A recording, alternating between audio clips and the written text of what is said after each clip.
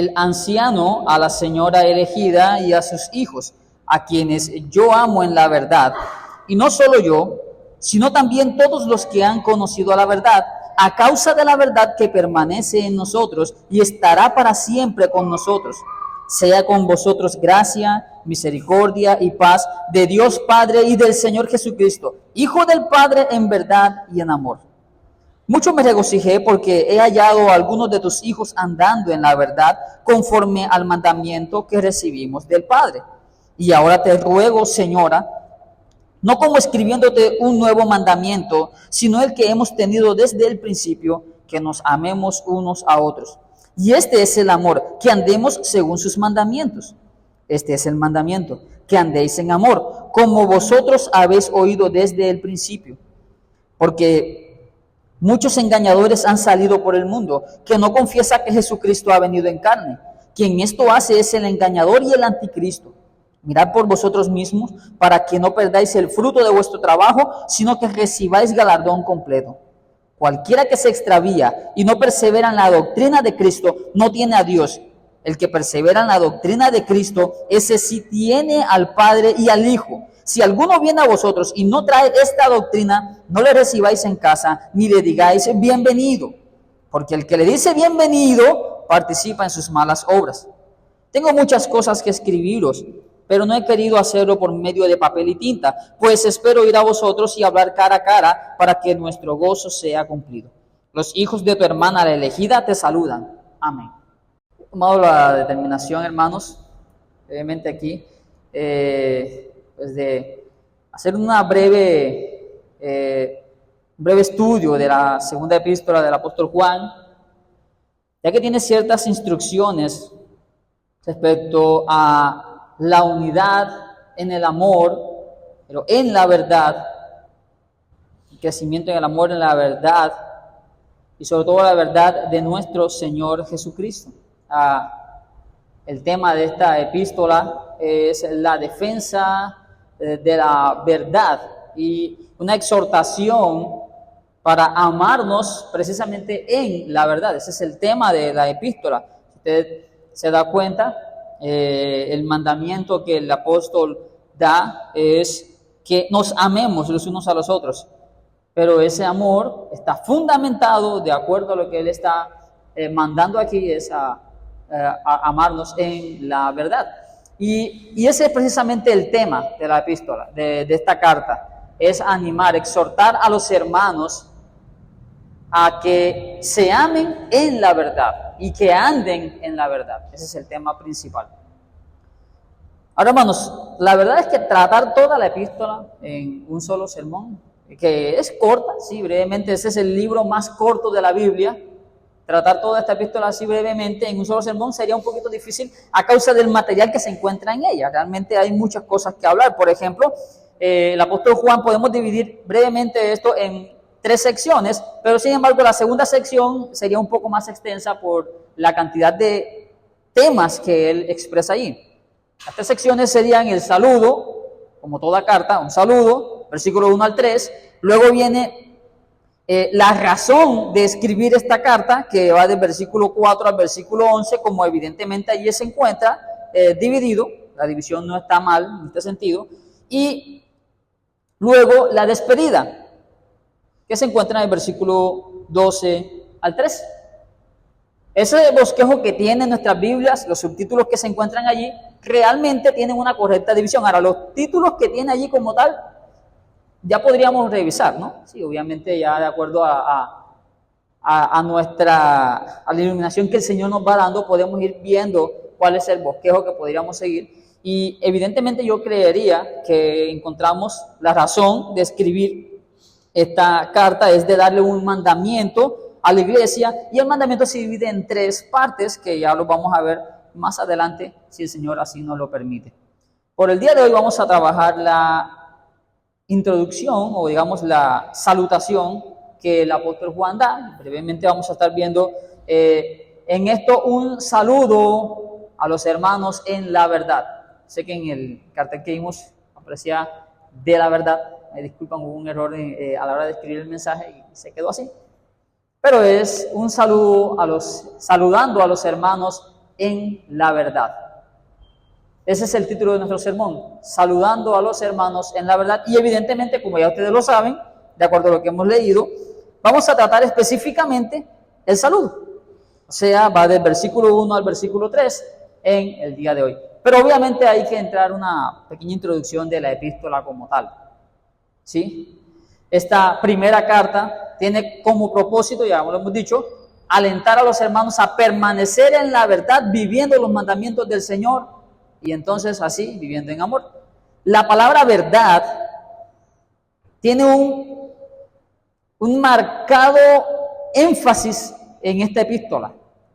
Y no solo en esta epístola. De hecho, la palabra verdad, encontramos aquí, aparece en varias ocasiones en casi todos los escritos del apóstol Juan. Desde la primera epístola que Juan escribe, e incluso desde su evangelio hasta el libro de Apocalipsis, y quiero mencionarles que el apóstol Juan escribió el evangelio, escribió la primera, segunda y tercera carta, y el libro de Apocalipsis.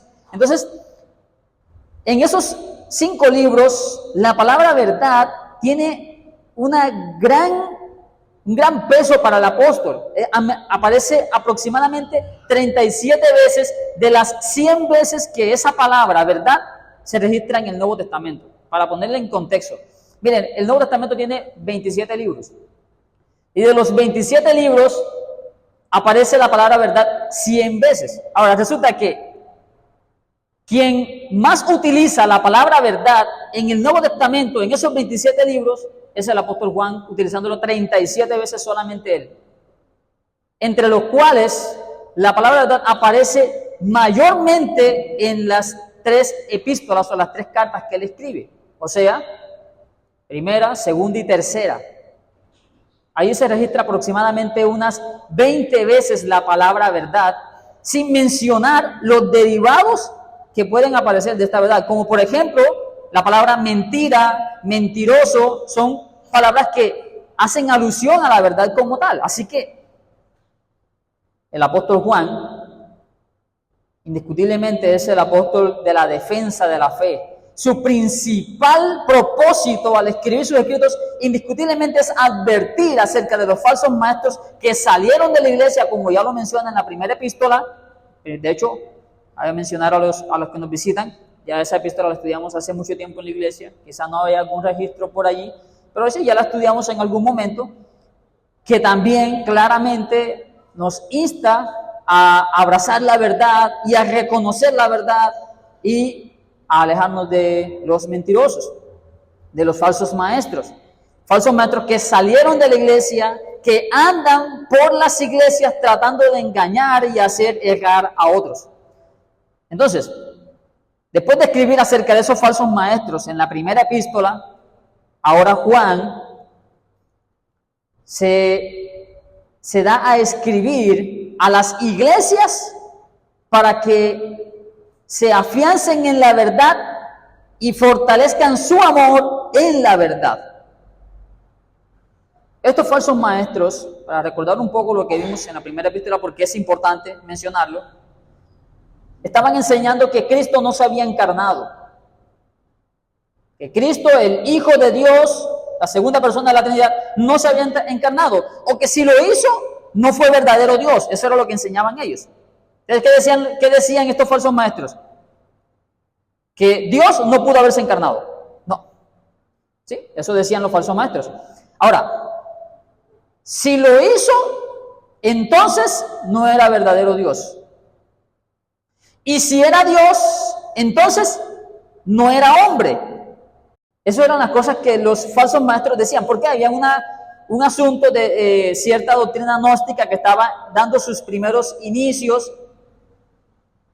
y entonces estas doctrinas no concebían que la materia, que según ellos era mala, pudiese tener algún tipo de contacto o relación con lo espiritual, que para ellos es lo bueno. Entonces, ¿qué decían ellos? Dios no puede tener relación, si es bueno no puede tener relación con lo malo, y la carne es mala. Entonces Cristo no pudo haberse encarnado. Dios no pudo haberse encarnado. Ahora, si lo hizo, no fue verdadero hombre. Entonces era como un espectro, algo así como que un tipo de una un espíritu andante visible, ¿sí? Ahora, si era carne de verdad, entonces no era Dios. Eso decían los gnósticos, o estos hombres, estos falsos maestros. Por lo tanto, Juan tiene que dirigirse a la iglesia con instrucciones respecto a esto, y eso es lo que hace en la primera epístola. Toda la primera epístola nosotros vamos a encontrar varias advertencias y varias enseñanzas diciéndonos que, por ejemplo, que Cristo vino en carne, se encarnó. Segundo, que era Dios. Tercero, que era el Hijo de Dios. Estas enseñanzas las explica Juan en su primera epístola. Si quiere pueda leerla con calma, en su casa, con tranquilidad. Y ahí va a encontrar precisamente todas estas exhortaciones acerca de la doctrina de Cristo. Pero ahora en la segunda y tercera epístola, Juan se va a dirigir a la iglesia con instrucciones acerca de esos falsos maestros. Principalmente a fortalecerse por medio de la verdad contra estos contumaces. El propósito de Juan es alertar a los hermanos a andar en unidad, pero una unidad que nace de la verdad y que obedece a la verdad, para que así puedan alejar a los falsos maestros mentirosos que acechan contra la doctrina de Cristo y que quieren hacerlo desviar de la verdad. Eso evidentemente se hace notar ya de entrada en la salutación. Miren lo que dice la salutación. El anciano a la señora elegida y a sus hijos, a quienes yo amo en la verdad. Y no solo yo, sino también todos los que han conocido la verdad, a causa de la verdad que permanece en nosotros y estará para siempre con nosotros. Sea con vosotros gracia, misericordia y paz de Dios Padre y del Señor Jesucristo, Hijo del Padre, en verdad y en amor. Entremos entonces a considerar este saludo a los hermanos en la verdad. Miren. En primer lugar, vamos a encontrar aquí al emisor. Vamos a ver una breve lección de castellano de cuarto grado, de quinto grado, cuando nos enseñaban acerca de la carta. Lo primero que encontramos en una carta es el emisor. ¿Quién es el emisor? Quien escribe la carta y la dirige a otra persona. En este caso, el emisor se presenta a sí mismo como ¿quién? El anciano. Ese es el emisor. Es quien escribe. Se identifica como el anciano. Este título que aparece ahí como el anciano implica que es alguien que lidera en la iglesia. Este título se lo atribuyeron otros apóstoles, como por ejemplo Pedro en su primera epístola, el capítulo 5, versículo 1, en donde él dice: ruego a los ancianos que están entre vosotros, yo anciano también con ellos y testigo de los padecimientos de Cristo. ¿Sí? Entonces ahí encontramos a alguien que es un apóstol que se identifica como anciano. Ahora, algunos estudiosos dicen que Juan se identifica aquí como anciano principalmente porque ya para la época en la que se escribe esta epístola, ya los otros apóstoles habían muerto y él realmente quedaba como un anciano, ya el último de los apóstoles que había quedado con vida. Eso es lo que algunos dicen. Pero nosotros vamos a responder sencillamente que, si bien eso puede ser cierto, a la luz de lo que estamos leyendo aquí, sencillamente Juan se identifica como su oficio, anciano, como un pastor de una iglesia, pastor de la grey del Señor. Ahora bien, Juan, al igual que los otros apóstoles y que Pedro, por ejemplo, se está identificando con ese oficio. Yo, anciano también, yo quien dirijo en la iglesia, yo quien he estado pastoreando entre ustedes, me dirijo. Ahora, esto, hermanos, no es pie para hablar aquí de un pastorado a varias iglesias. No. Indiscutiblemente, de acuerdo a la forma como se está escribiendo acá, o como escribe el apóstol, que todos creemos que es Juan, lo hace con la autoridad apostólica que tiene de dirigirse con su oficio hacia otras iglesias. No es que exista hoy día o que a la luz de esto podamos nosotros tener un anciano para varias iglesias, un pastor para varias iglesias, como lo hemos estado aprendiendo en nuestro estudio en la mañana. Mis hermanos, La iglesia, cada iglesia constituida tiene sus propios ancianos. No hay ancianos para múltiples iglesias. Cada anciano es un don para su propia iglesia local.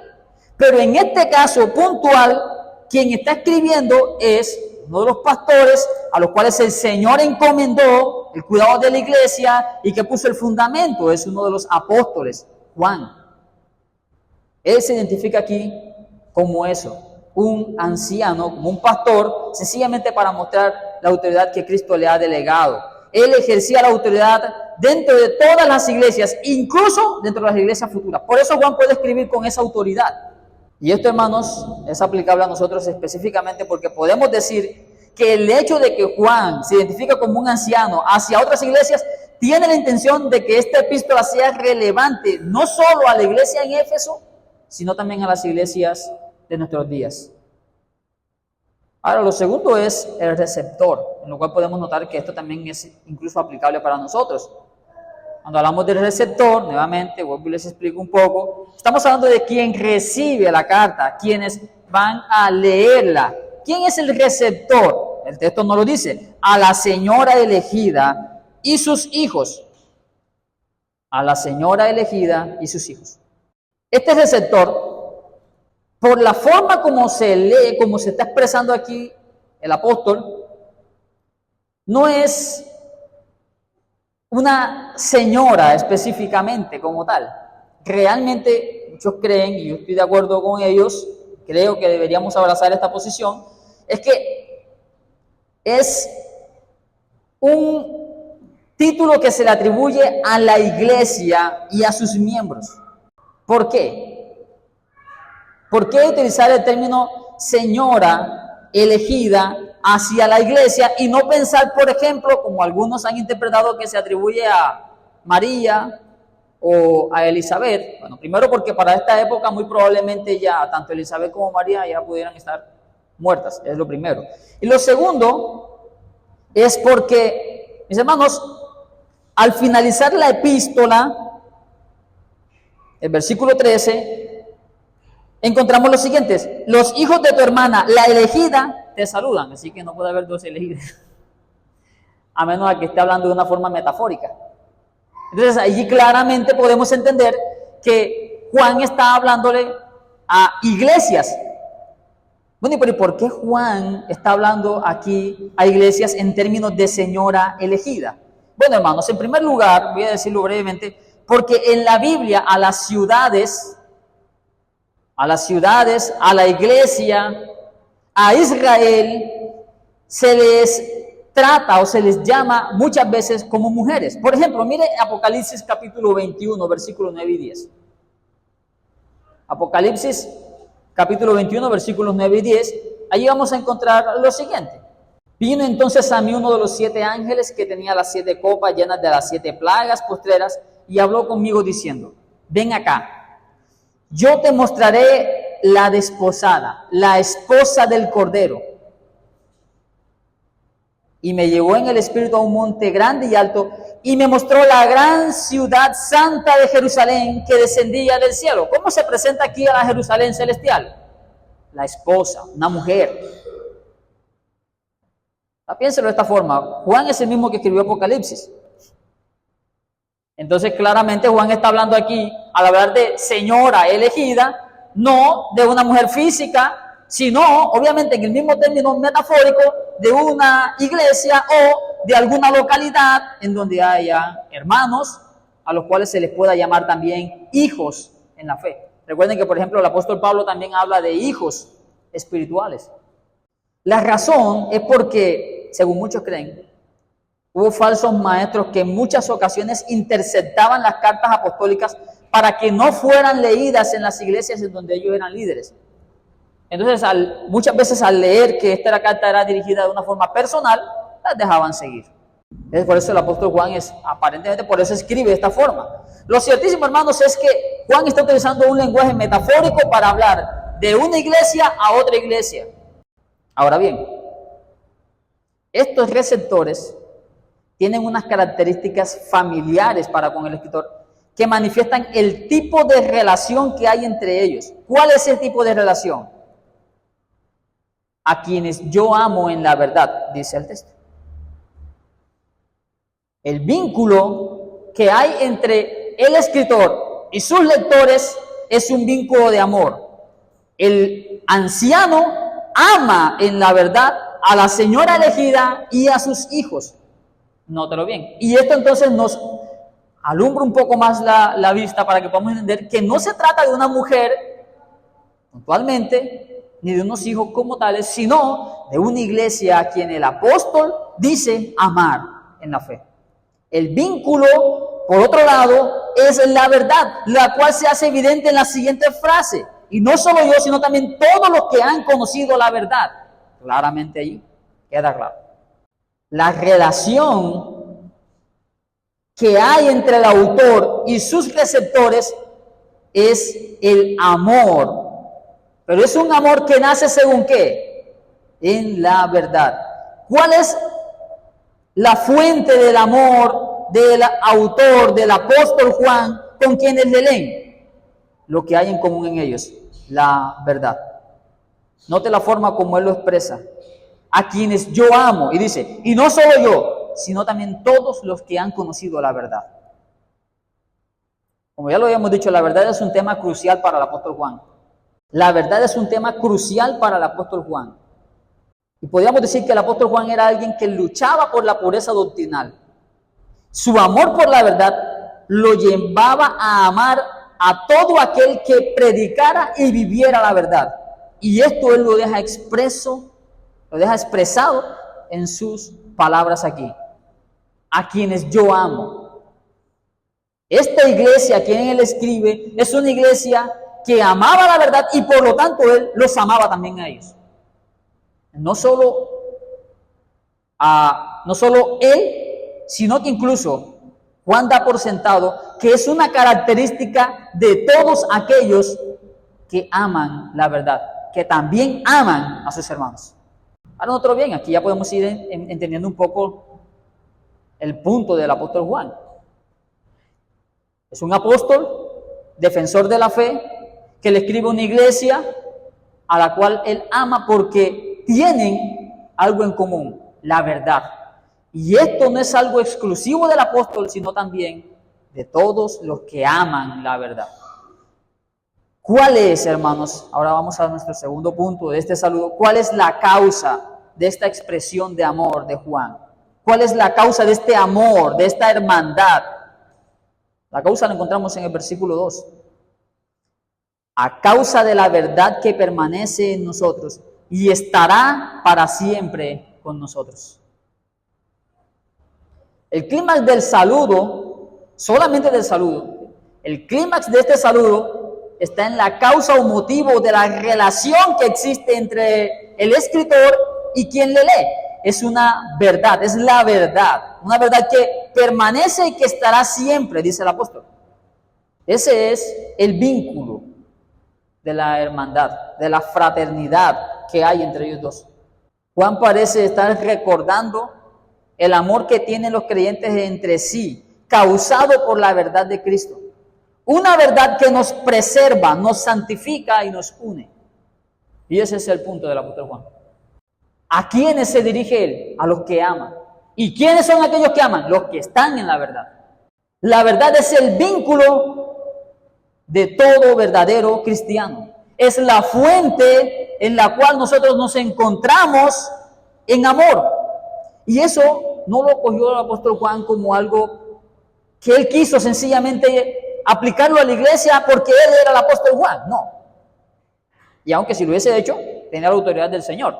Pero esto lo hace el apóstol Juan aplicando lo que escuchó del Señor cuando éste oraba en Getsemaní. Juan capítulo 17, nosotros vamos a leer las siguientes palabras que el Señor expresa orando por sus discípulos. Y mire bien esto. Juan capítulo 17, vamos a leer el versículo 6 al 8. El Señor orando por sus discípulos les dice: he manifestado tu nombre a los que del mundo me diste. Tuyos eran y me los diste. Y han guardado tu palabra. Ahora han conocido que todas las cosas que me has dado proceden de ti, porque las palabras que me diste yo les he dado y ellos las recibieron. Note esto. Y han conocido verdaderamente que salí de ti y han creído que tú me enviaste. En estos versículos, el Señor identifica a estos que le fueron dados por el Padre como los que han guardado tu palabra. Así como el Señor los identifica. Los que le han sido dados por el Padre son aquellos que han guardado la palabra. ¿Y qué más dice de ellos? Y han conocido verdaderamente que salí de ti. Así como Él los identifica. Ahora, versículo 11, el mismo Juan 17, nos dice: y ya no estoy en el mundo, mas estos están en el mundo, y yo voy a ti. Padre Santo, a los que me has dado, guárdalos en tu nombre, para que sean uno, así como nosotros. Ahora bien, este ruego tiene un propósito: que aquellos que le fueron dados sean guardados en el nombre del Señor. ¿Para qué? ¿Para qué quiere el Señor que sean guardados? Para que sean uno. O sea, para que se amen. Ese vínculo perfecto que es el amor. Bueno, ¿y qué tiene que ver esto con la verdad? En la oración del Señor, vaya versículo 14 al 17. Yo les he dado tu palabra, y el mundo los aborreció, porque no son del mundo, como tampoco yo soy del mundo. No ruego que los quites del mundo, sino que los guardes del mal. Miren bien esto. No son del mundo, como tampoco yo soy del mundo. Santifícalos en tu verdad. Tu palabra es verdad. Mis hermanos, si usted lo nota, hay una relación en esta oración del Señor entre ser guardado, santificado, creer la verdad y ser uno. ¿Cuál es esa relación? La verdad. La verdad. El Señor está orando para aquellos que han creído la verdad de que Él es enviado por el Padre, sean guardados para que sean uno. Y la forma como se lleva a cabo ese guardar es una santificación en la verdad. Mis hermanos, es indiscutible que cada creyente verdadero es apartado del mundo para ser uno con el pueblo de Dios. Pero no va a llegar a ser uno si no está siendo santificado en la verdad de Cristo. Y este es el único método de Dios para santificar a sus verdaderos, a los que están en la verdad. Así el Señor lo manifestó en esta oración. Y es así como el apóstol Juan lo presenta en este saludo. La causa de amar a nuestros hermanos no radica en ellos como personas, no porque me cae chévere. No, la razón de amar a nuestros hermanos es la verdad de nuestro Señor Jesucristo. Todo aquel que ama la verdad, indiscutiblemente ama a sus hermanos en la verdad. ¿Por qué? La razón es que hay una familiaridad, hay una relación de amor causada por la verdad que nos es común y que nos santifica, nos guarda del mal y del mundo. Hermano, piense por qué razón la iglesia es llamada como columna y baluarte de la verdad. ¿Por qué? 1 Timoteo 3, 14 y 15 se nos dice esto. Esto te escribo, aunque tengo la esperanza de ir pronto a verte, para que si tanto sepas cómo debes conducirte en la casa de Dios, que es la iglesia del Dios viviente, columna y baluarte de la verdad. No es en vano, hermanos, que se nos llame a estar en un mismo espíritu. En Filipenses 1:27, solamente que os comportéis como es digno del evangelio de Cristo, para que sea que vaya a veros o que esté ausente, oiga de vosotros que estáis firmes en un mismo espíritu, combatiendo unánimes por la fe del evangelio. No es por menos que se nos encomienda tener un mismo sentir. En 1 Pedro 3:8. Finalmente, sed todos de un mismo sentir, compasivos, amándoos fraternalmente, misericordiosos, amigables. La razón de todo esto, hermanos, es la verdad, el vínculo perfecto del amor. No puede haber verdad, amor verdadero donde la verdad es socavada. Ahora, a nosotros hablar de estas cosas, indiscutiblemente hay personas que dicen, hermano, pero lo que pasa es que eso suena como exclusivista, eso suena muy sectario, y de hecho muchas veces nuestras iglesias tienden a ser señaladas como sectas. Porque es que ustedes no pueden amar a nadie. Mire, yo quiero ponerle un ejemplo al respecto de esto, o quiero presentárselo de esta manera para que usted pueda entenderme que no es que estamos siendo sectarios al decir que nuestro amor está fundamentado en la verdad. Miren, en la Biblia se nos llama a amar a los que nos aborrecen. Lucas capítulo 6, versículo 27, leemos claramente donde nos dice, pero a vosotros los que oís os digo, amad a vuestros enemigos, haced bien a los que os aborrecen. Tenemos un llamado a amar a los que nos aborrecen. Y entre esos está el mundo, los impíos, ¿sí? Pero también estamos llamados a amar a los hermanos. Amaos los unos a otros con amor fraternal, en cuanto ahora prefiriéndoos los unos a los otros. Está donde quiere preferirnos a nosotros como creyentes. Pero resulta, hermanos, que también nosotros los varones estamos llamados a amar a nuestras esposas. Maridos, amar a vuestras mujeres así como Cristo amó la iglesia y se entregó a sí mismo por ella. Bueno, voy a explicarle esto. No se trata de ser sectarios. El amor con el que debemos amar al mundo no es el mismo amor con el que debemos amar a los hermanos en la iglesia. No es el mismo amor.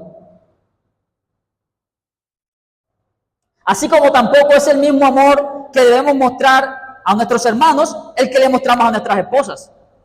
Yo no voy a decir al hermano, ay hermano, qué simpático te ves hoy. Bueno, que puede decirle, ¿no? Voy a decirle, te ves muy bonito. Eso se lo digo a mi esposa. De la misma forma que el amor que le manifiesto a mi esposa no es el mismo que le voy a manifestar al mundo.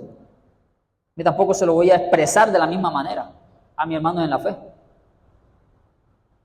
Y es así como esto funciona. No es que seamos sectarios, es que el Señor nos manda a hacer esta división por causa de la verdad.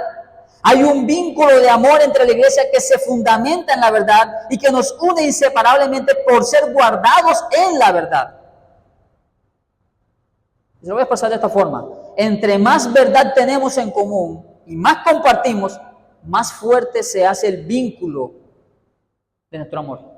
Usted no tiene un vínculo más fuerte con alguien, a menos que ese alguien no tenga el mismo convencimiento que usted tiene. Entre más cosas tengan en común en la fe, más fuerte será la verdad que comparten y por lo tanto más fuerte se hace la relación, ese vínculo de amor. Es por eso que es una falacia moderna bajar los estándares de la verdad para mantener comunión con otras iglesias con las cuales se tienen diferencias. Ese es un problema. Hermanos, cuando hay diferencias, cuando no hay una igualdad, y quiero que me entienda, de pronto pueden haber algunas, voy a decir el término diferencia otra vez, ¿sí? Cuando hay algunas diferencias menores, pueda que de pronto uno pueda, pero cuando hay errores doctrinales fuertes, cuando hay herejías de por medio, no puede haber unidad. Hay un momento determinado en el que la relación se dividirá, porque la relación que no se fundamenta en la verdad no es fuerte.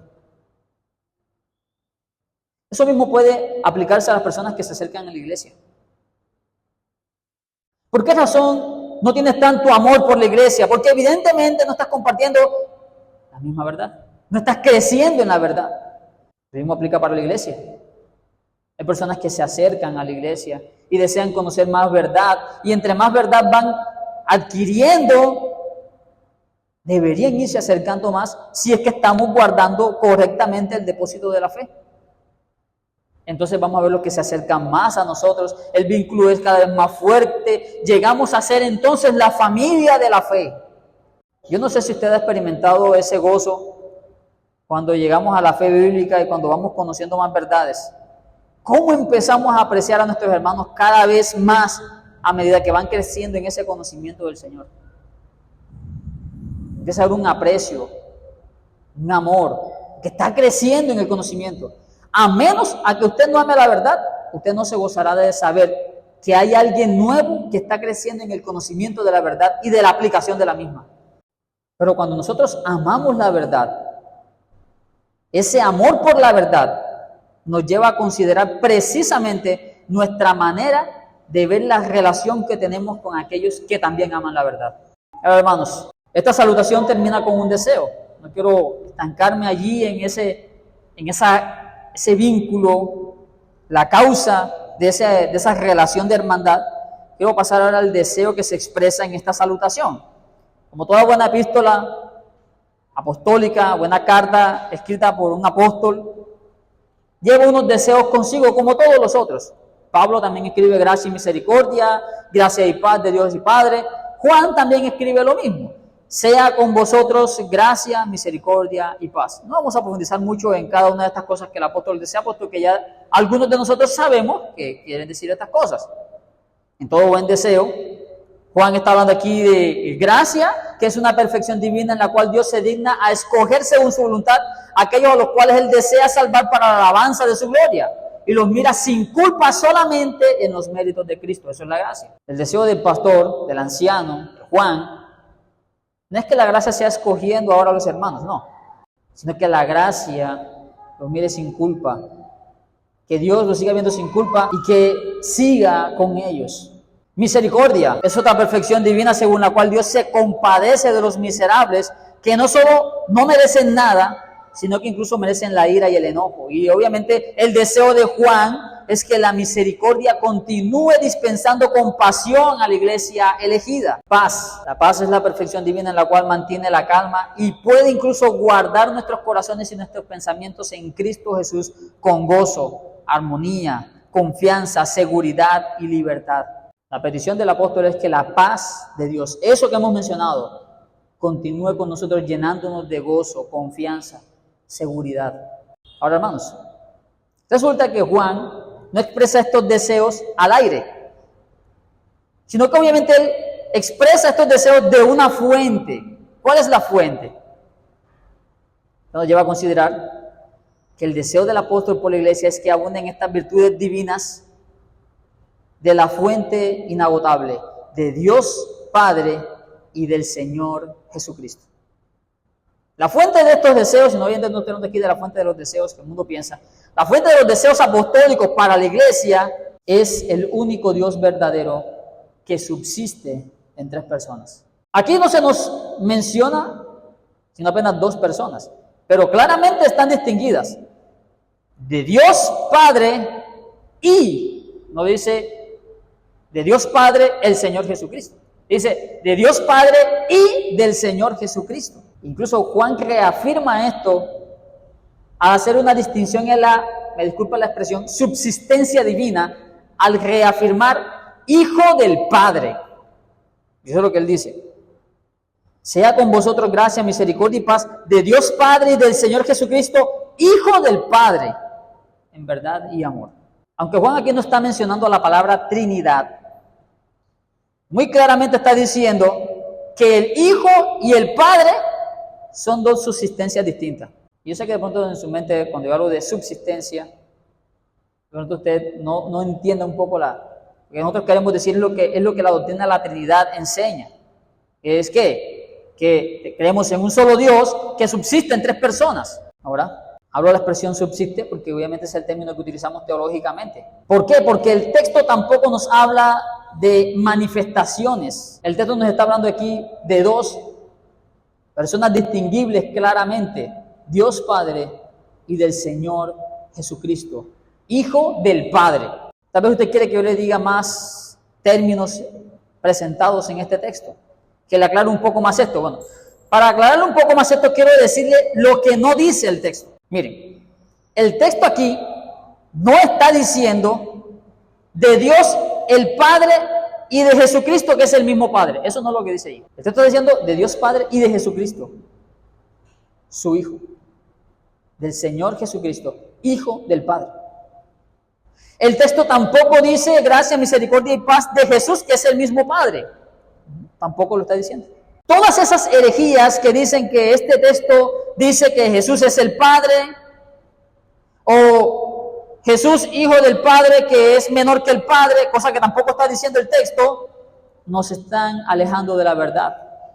Están retorciendo las palabras inspiradas por el Espíritu Santo para que la gloria de Cristo no brille en nuestros corazones, para que la gracia, la misericordia y la paz de Dios, que son dispensadas a través de Cristo, sean una realidad para nosotros. Y esos son precisamente de los falsos maestros de los que Juan luego nos va a advertir que debemos cuidarnos.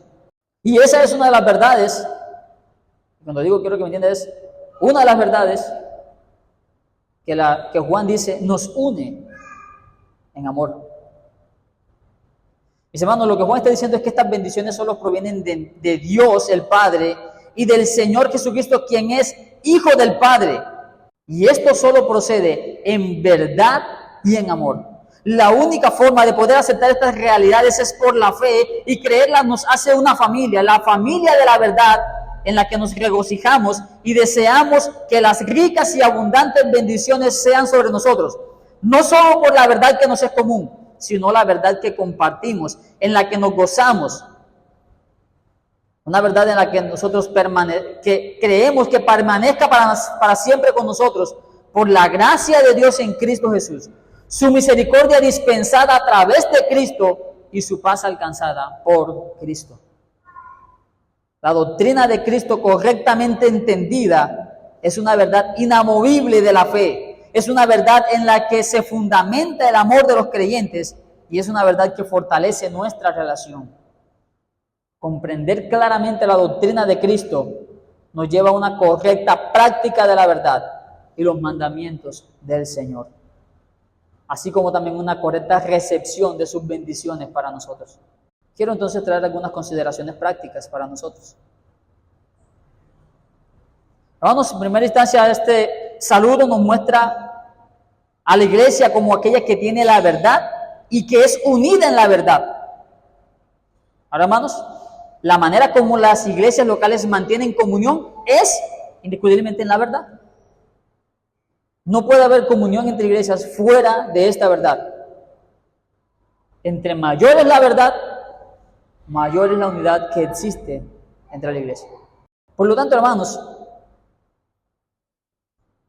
nuestra unidad con otras iglesias se fortalece a mayor verdad tengamos en común. Segundo, la unidad principalmente tiene que ver con la doctrina de Cristo. Pero ojo, no solamente con respecto a la deidad y la encarnación del Señor. Quiero ser puntual en esto. Porque si nosotros hablamos de Cristo como el Hijo de Dios y el verdadero Dios, entonces todas sus enseñanzas y todos sus mandamientos son aplicables y por lo tanto hacen parte de la verdad de Dios. Es imposible tener comunión con una iglesia o incluso con una persona que no tenga a lo menos la verdad sobre Cristo como un fundamento. Pero por otro lado, no es posible tener comunión cercana con aquellos que tengan en poco los mandamientos de Cristo, los cuales son los mandamientos de Dios y del Hijo de Dios.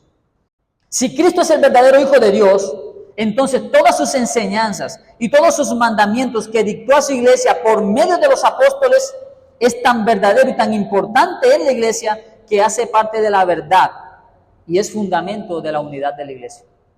Tercero, que Cristo es el verdadero Hijo de Dios es fundamento de nuestra verdad. Todo lo que de aquí se desvíe es herejía y no podemos tener comunión con los tales. De esta naturaleza trina de Dios se desprenden todas las bendiciones para con la iglesia, la gracia, la misericordia y la paz. Y por lo tanto, no hay forma de recibir estas bendiciones fuera de esta gloriosa verdad. Por lo tanto, los deseos del apóstol para con la señora elegida son aplicables a nuestra iglesia, como fue para la iglesia de Éfeso, si creemos la misma verdad. Quiere el Señor, hermanos, ayudarnos a amarnos en la verdad y santificarnos en la misma.